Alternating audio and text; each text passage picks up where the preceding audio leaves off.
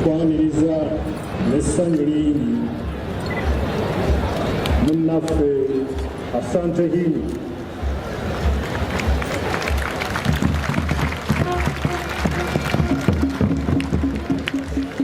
n'abamuwerekeddeko. Abagenyi baffe wano batambudde eggendo ddene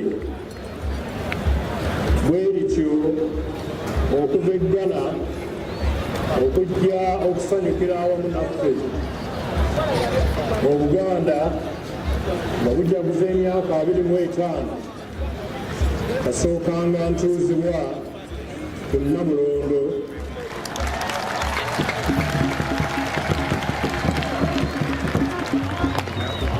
Obwakabaka bwali bumaze emyaka 27 nga tebuliiwo ne buddawo mu Julaayi 1993.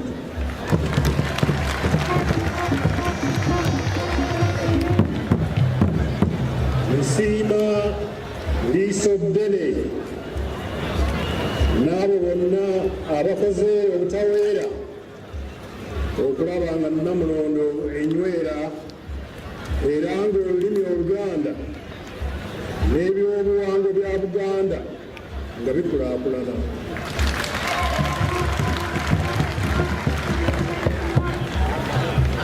Nsaba era nkuutira Abaganda bongere okunyweza ennono zaabwe.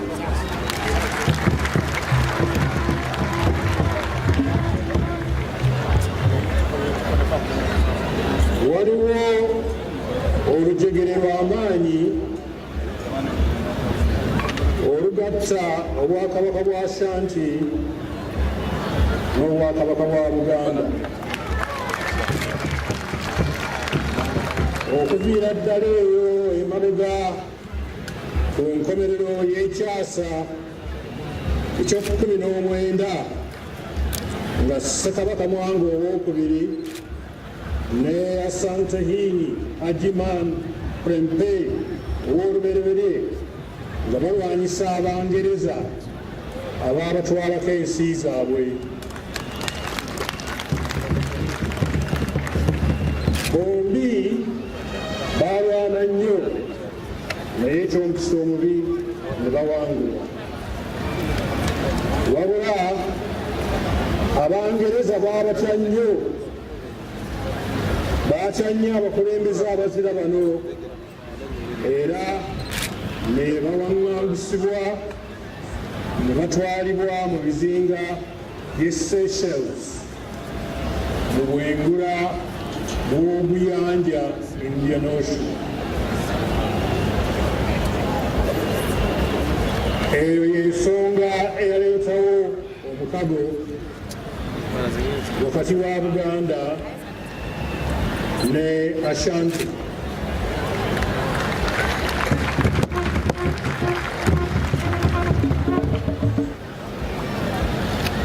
N'olwekyo okubeera wano okwa muzzukulu we kwa nsonga ddala.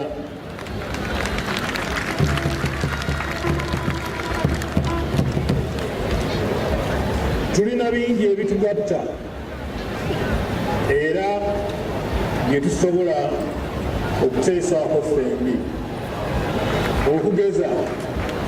Okugeza mu mpisa zaffe wano mu Buganda, abaana baffe bakadde baabwe babakuutira obutaba na mululu.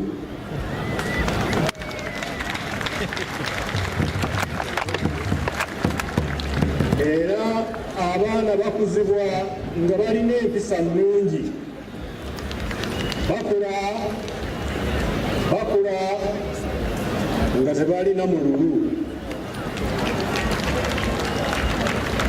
Wabula ebiseera bino bye tulimu kaakati omululu mungi ddala mu bantu.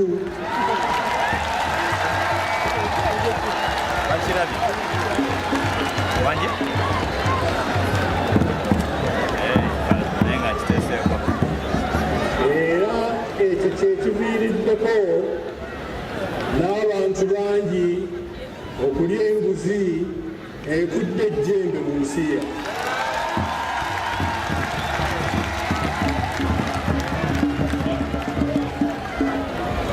Enguzi eremesezza buli kimu okugeza ebyokusoma, ebyobulamu, ebyenfuga, ebyenfuna era n'okwezimba kwonna okutwalira awamu.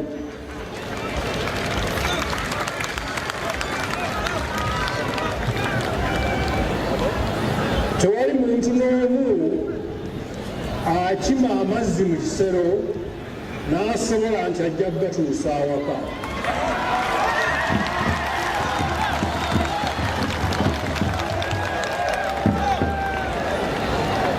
Wano ewaffe singa omululu oguleeta obulyake obwa buli ngeri tebikolebwako n'amaanyi, ensi yaffe tejja kugenda mu maaso n'akatono.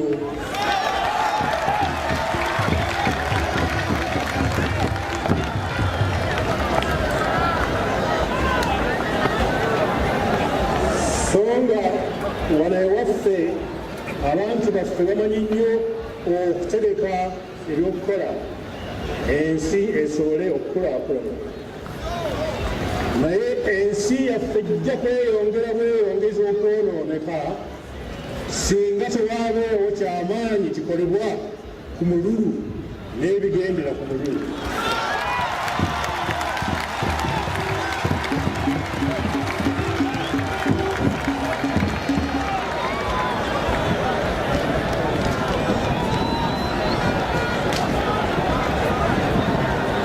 Kati mu biseera bino tulina obuzinga obw'abantu abagagga ennyo,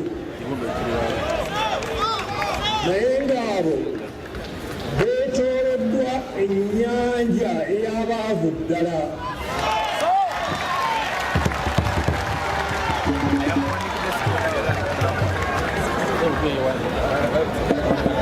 Kino si kirungi n'akamu era kyabulabe ddala kubanga kyekireeta obutemu, obunyazi, obutali butebenkevu era n'emize emibi emirala mingi nnyo.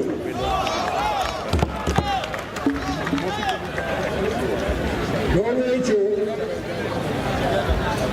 nkubira omulanga abazadde, abakulembeze ab'engeri zonna okubuulirira n'okugunjula abavubuka baffe okwerinda ennyo omululu.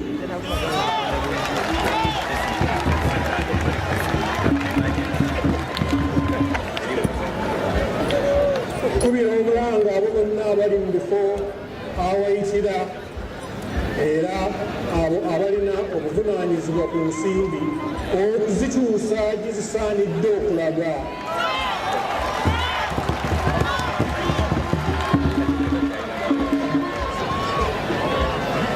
Abantu balyoke basobole okukolerwa ebyo bye bateekwa okukolerwa,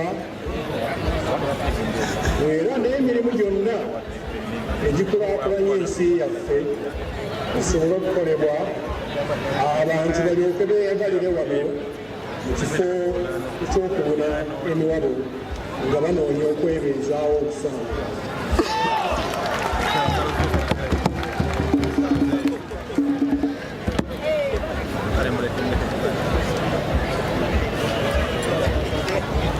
Omulembe guno gusomesezza nnyo abaana, naye ekyokusaalirwa abavubuka bangi tebalina mirimu. Eggwanga lyaffe lyabalimi era Uganda yamala ekiseera kinene nga yeesigamye ku ppamba n'emmwanyi,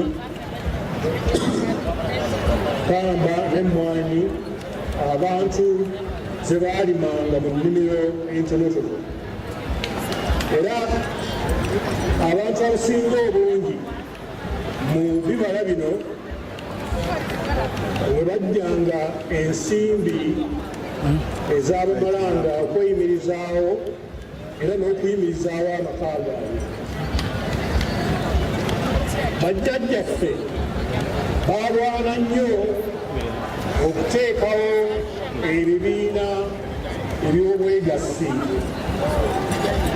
Abantu bangi bafuna emirimu ebibiina bino era ebibiina bino byakola kinene nnyo okutumbula ebyenfuna by'eggwanga lyaffe. Wabula ebibiina bino byafa mu ntalo ezali mu nsi muno era kyannaku nti tebisobodde, ebisinga obungi tebisobodde kuddawo. Obwegassi buva mu bantu, tebuva mu gavumenti.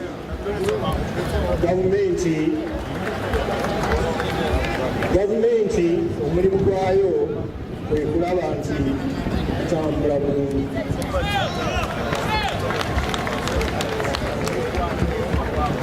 Okuliza abantu baffe okwekemba nga bajjajja baffe bwe beekemba, muzzeewo ebibiina bino buto era muteekewo n'ebirala okusobola okukuŋŋaanya ensimbi era n'okukolera awamu emirimu egya buli ngeri. Olwo abaana baffe bangi bajja kufuna emirimu era babe nga basobola n'okweyagalira mu nsi yaabwe.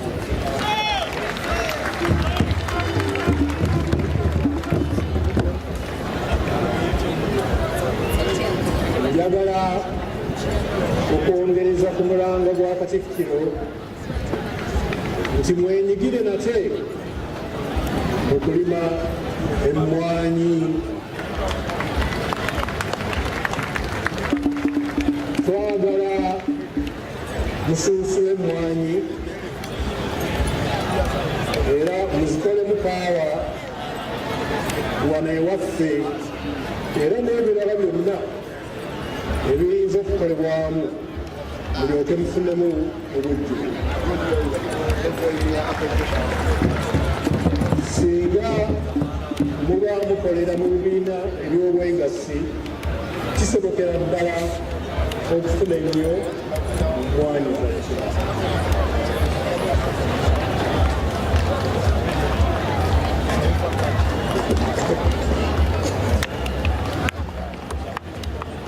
Njagala okwebaza ennyo abakozi bannange abeenyigidde mu kulwanyisa mukenenya obulwadde obwa AIDS wano ewaffe era n'awalala wonna. Neebaza abo bonna abagenda nga bakeberwa okumanya bweyimiridde ekikulu nnyo, kubanga bw'obanga wafuna obulwadde batandikirawo okukujjanjaba era n'okukubudaabuda. Era temweyibaala Mukenenya alinga azzeemu okutujjira buto, nsonga nkulu nnyo. Naddala abantu bonna abato mbakubira omulanga okugenda okwekebeza.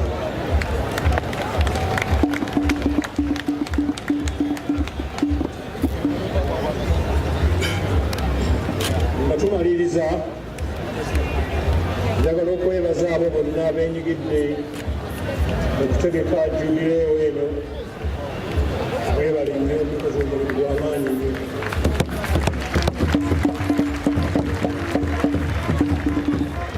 Njagala okwebaza abo bonna abaleese amakula. Tusiimye nnyo, tusiimidde ddala. Tuziramu okwebaza